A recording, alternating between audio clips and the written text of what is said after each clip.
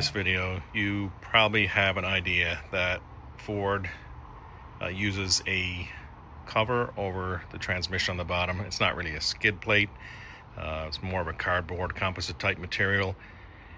Just for, I don't know if they do it for aerodynamics or for heat away from the transmission, but it's made of cardboard basically. Most oil change places will only undo 3 of the bolts and kind of let it hang by the 4th one, and then that corner tears off and you end up with it hanging down underneath the truck. And if your truck is newer, not sure what year, but this one's a 24, it doesn't even come with that anymore. So your transmission and everything underneath there is kind of exposed.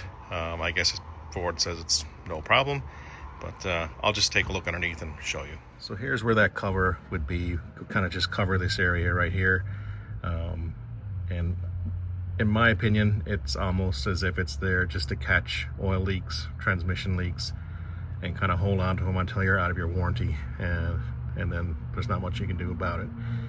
But there is an option. You can take that cardboard one off, or if you don't have one, you can put a Raptor skid plate on it. And the holes and provisions are already there. I think one U-nut goes here and one U-nut goes here on both sides, and it bolts up. So I just picked it up at the dealer. Let's have a look. So here's the underside. You can see from just storage and being shipped around, it's got some scratches on it. I'll just rough it up, and I've got some duplicolor satin black. I think that'd look good. So obviously much better than cardboard. This is actually made of steel. It does bolt onto both sides, as I mentioned, and there's the part number. There is a provision here for a separate cover. This is where the makes access to get oil changed easier. I didn't buy that extra cover. It's an extra 60 or 70 bucks plus the nuts. That really wasn't my purpose, was to kind of make it harder to do the oil changes. So I didn't buy that cover. You can if you want. It comes painted black. I'm probably going to paint it again just because that's the way I am. Like to look new. So I'll flip this over and we'll take a look at the other side. So much bigger when you bring it inside and put it on your bench. I've got a couple of sanding pads here. You can see I'm kind of just going to rough it up like this, and then I'm going to paint it, and it should make it look really nice. So I will continue. Well, it wasn't too bad. Took probably 10-15 minutes to scuff that up. Kind of wipe it down and give it some paint. So I just got some duplicolor satin black. Should go really nice on this. I'm not really going to paint the whole inside, but I'm going to do the edges just because some of them have bare metal exposed. I want to eliminate as much rust as I can. So I'm just going to basically spray the edges, flip it over, and then paint the other side.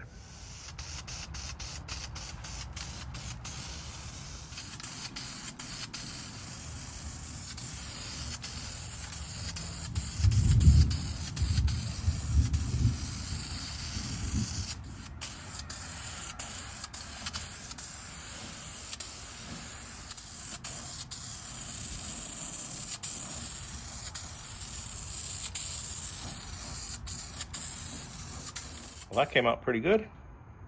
I think we'll let it dry for the rest of the night, and then tomorrow we'll do an install. So here we are under the truck, and you've got to put these, Ford calls them U-nuts. It slides in the square hole over to the round hole. So that's where your bolt is going to attach, something like that. And then there's another one right here.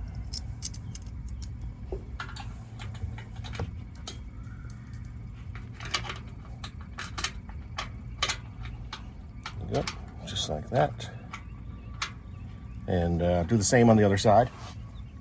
So I've got a mover's blanket under the truck so I don't scratch up my nice new paint job. And then my plan is to lift the back, get it bolted in on each side, and then raise the front and get it bolted in on the front.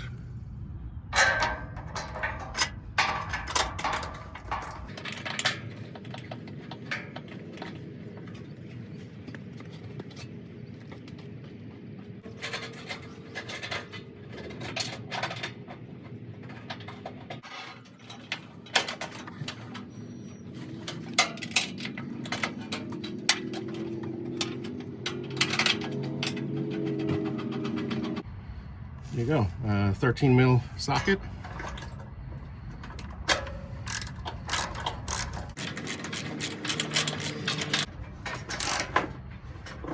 That was really tough to get in.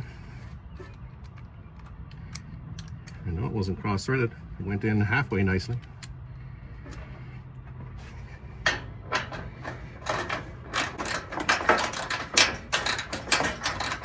This one's doing the same, so it's probably by design.